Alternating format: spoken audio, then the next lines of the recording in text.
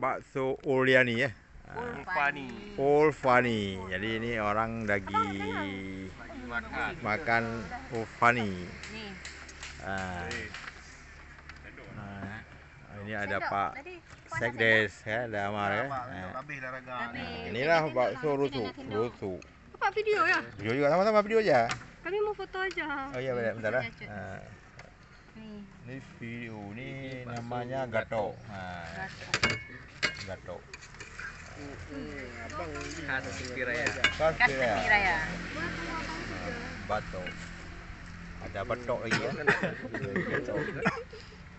Ada gato. Ada bato. Hati-hati lepo pisau jangan kena Pak Jal ya. Coba duduk Pak, foto Pak. Jangan kena Pak Jal. Lagi ngomong.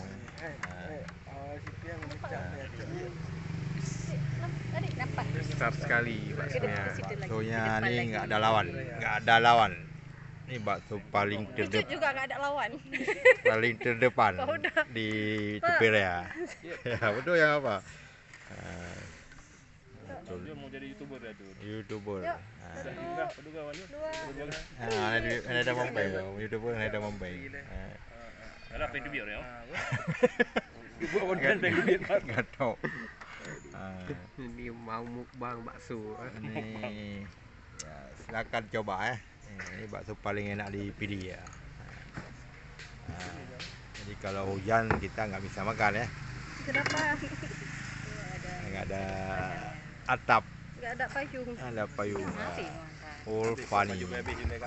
Ulfani. Wibina Pak tuh. Ini baksonya. Ini gato. Ini gato.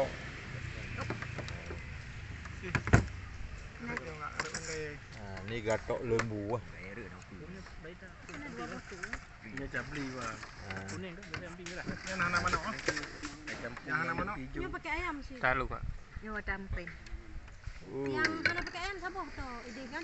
Oh iya, yang anak pakai ayam ho. Empat. Dulu dong. Tahu colingnya? Yang lain loh yang anak pakai ayam. Pak Bayi. Apa pakai ayam? Yang pakai ayam sih mendung. Ayam tuh. Enggak, tadi ada buat enggak pakai ayam Kak. Berapa? Empat. 4. Coba lihat. Yang anak pakai ayam. Sebuah ayam. Ayam. Dong ayam.